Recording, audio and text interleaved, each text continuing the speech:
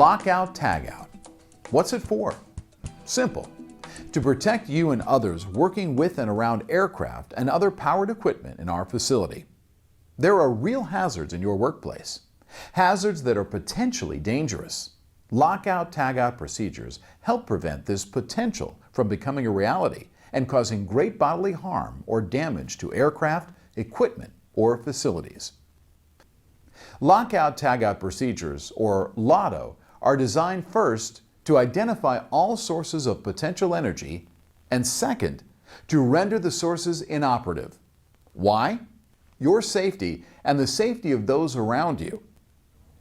In business aviation, most people relate LOTO to circuit breaker collars and lock pins, etc. But in reality, there's more to it. You have to consider both aircraft and facility requirements. OSHA has done a good job addressing specific facility-based LOTO requirements. However, when it comes to the aircraft, they fall short of the required specific hazards such as flight controls, engine controls, thrust reversers, bleed air systems, landing gear, and control panels, to name a few. The bottom line is simply this: whether it be aircraft, facility, machinery, or ground support equipment, LOTO procedures must be used during servicing and/or maintenance whenever there is any potential for either unexpected energization, startup, or release of stored energy. Any type of energy, whether it's electrical, pneumatic, hydraulic, or others. Proper use of Lockout, Tagout can mean the difference between routine maintenance and disaster. That's why it's vital that you and every associate are trained to understand Lockout, Tagout procedures. This program is part of that training.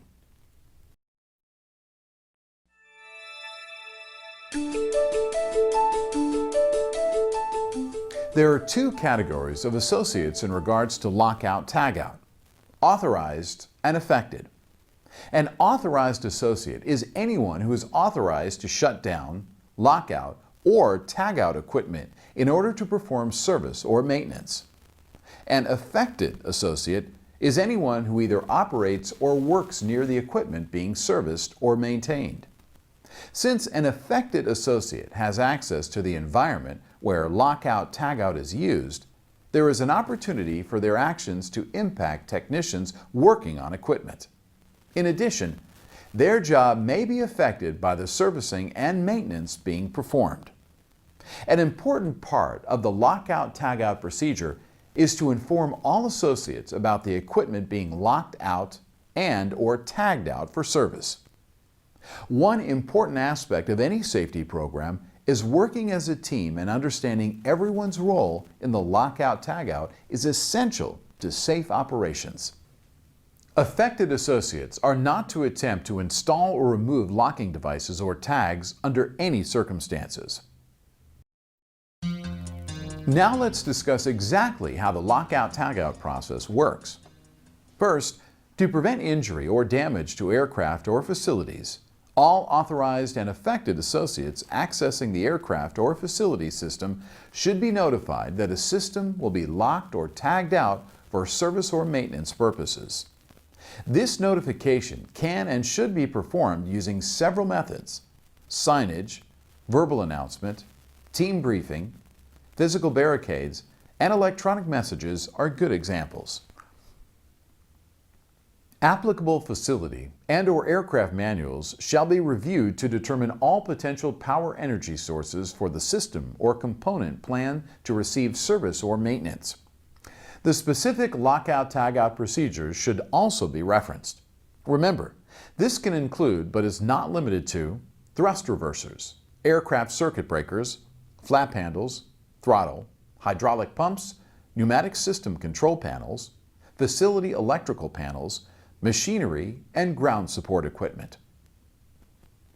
All power sources and energy isolating controllers, such as circuit breaker and/or flight control devices, must be tagged and/or locked out. In all Lockout, Tagout scenarios, the authorized associate or contractor must apply a tag containing specific information that includes their name, system isolated, reason for lockout tagout, date, and time. Whenever possible, pins, blocks, or other energy isolating devices should be applied to prevent physical movement in the event the energy source is released on the system. Examples include, but are not limited to, flight control bell crank pins, landing gear downlock collars, thrust reverser lock pins, and jack screw stop blocks.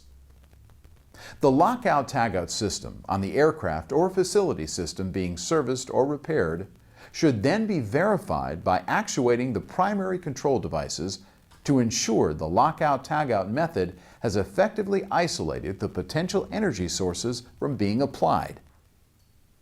After all, you want to prove the lockout worked and the energy source or sources are disabled before attempting to work on the equipment or system. Lock, tag, and try. Be sure to return all controls to the off position after verifying the energy sources have been locked or tagged out. This will prevent unwanted or inadvertent actuation once the energy source has been restored. Once all available lockout-tagout methods have been applied and communicated, then and only then should work be performed. In some circumstances, the authorized associates may need to temporarily restore energy to a machine or piece of equipment during servicing to test or reposition the machine or piece of equipment. Lockout or tagout devices may be removed temporarily in order to perform these tasks only after the following criteria have been met. The machine, equipment, or system must be cleared of tools and materials. Associates must be removed from the machine or equipment area and confirmed clear from harm's way. Only then may the lockout or tagout devices be removed. Authorized associates may then proceed to energize and test or position the equipment or machinery. Following this application of energy, all standard lockout-tagout procedures for restoring energy must be followed. Just because restoration is only temporary does not mean shortcuts should be taken. Following testing or positioning, all systems must be de-energized and energy control measures reapplied to continue the servicing and/or maintenance. Be sure to include the verification step. After the work is completed and before removal of tags or lockout devices, any affected associates in the area or working on the aircraft should be notified that the device being maintained or repaired is going to be removed from lockout-tagout. All startup safety protocols must be followed prior to restoring energy to the system that was locked out or tagged out. Remember, every means of lockout-tagout cannot be foreseen. Therefore, it is incumbent upon each individual to take it upon themselves to analyze the situation and take the necessary steps and precautions to mitigate risk to themselves and others.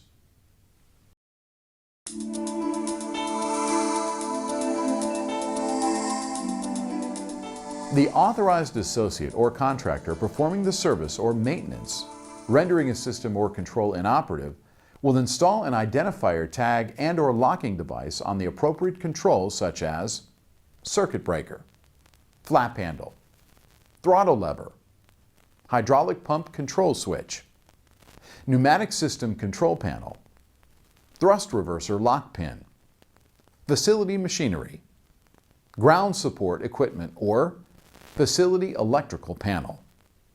The tag will contain the following information: individual's name, aircraft or facility system affected, reason for tagout with safety implications, as well as the date and time. It is imperative that all associates adhere to the lockout-tagout information. Likewise, every individual performing maintenance on that system will place their own lockout-tagout device, thereby managing their own safety.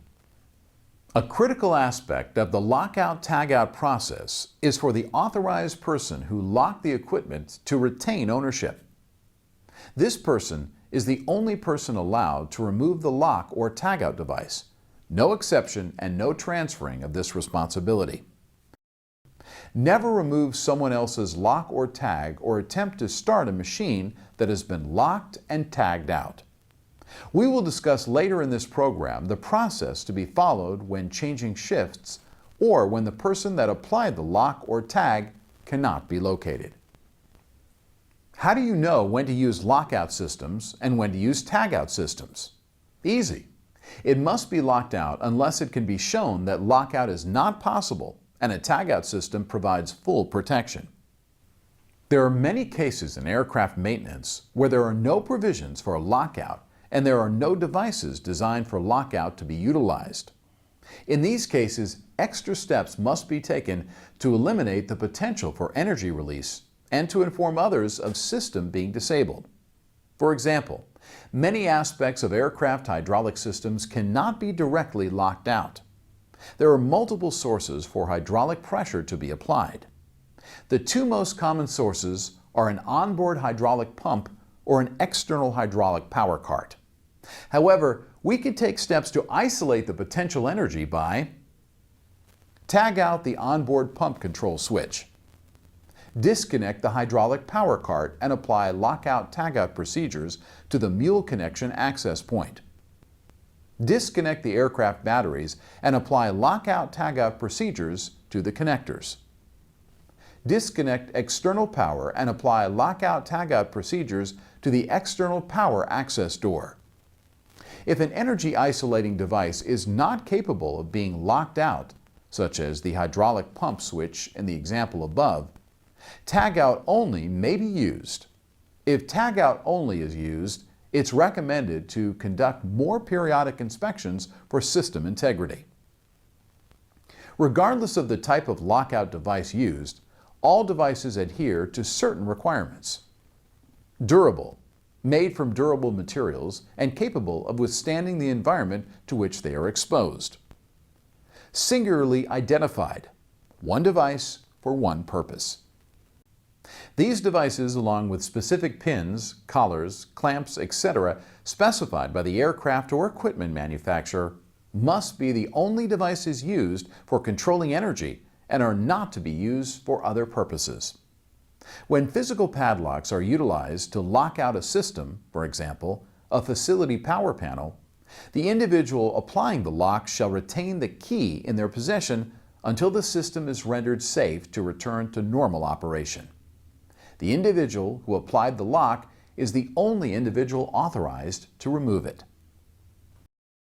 If servicing lasts more than one shift, lockout-tagout protection must not be interrupted.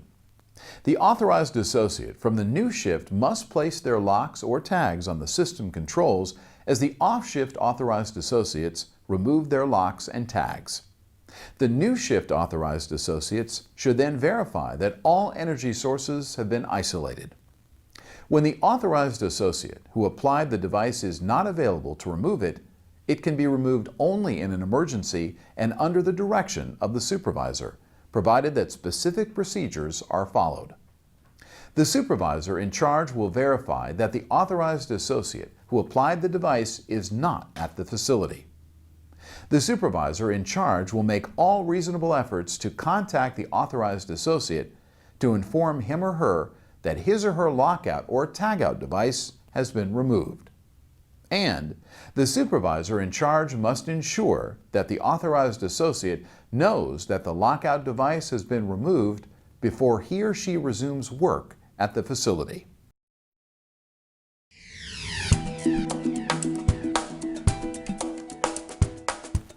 Another important part of an effective lockout-tagout program is an annual inspection audit process. The purpose of the annual inspection audit is to ensure associates understand lockout-tagout policies and procedures, have completed required training, and can demonstrate the proper use of lockout-tagout to a qualified inspector. The person conducting the inspection should be an authorized employee, but one who is not currently utilizing the particular energy control procedure being inspected. A vital part of the periodic inspection is the review between the inspector and each authorized associate. This review must test the associate's understanding of their responsibilities under the lockout-tagout procedure being observed. Everyone should know their responsibilities, limitations, and the part they play in the process. Remember, failure to lock out and tag out machinery, equipment, or systems before service or maintenance is a major cause of injury. There is a big difference between turning off a machine and actually disabling that piece of equipment. Electricity is not the only form of hazardous energy. All equipment being serviced or repaired that poses a hazard must be locked and/or tagged out and locked out where applicable before the service or maintenance is performed. Never remove a lock or tag or attempt to energize, start, or engage a machine or device that has been locked and tagged out, unless you are the individual who applied the lockout or tagout device. Lockout-tagout hardware may only be used for lockout-tagout and cannot be used for any other purpose. Remember, you hold the key to safety. It's a big responsibility and one we expect you to take seriously. Lockout-tagout procedures can mean the difference between a routine repair and a catastrophic injury. It's your knowledge and application of processes and safety measures that make the difference. Follow lockout-tagout procedures, and if you have any questions about your safety or our lockout-tagout procedure, seek out a supervisor to get your questions answered. Don't take chances, and have a safe day.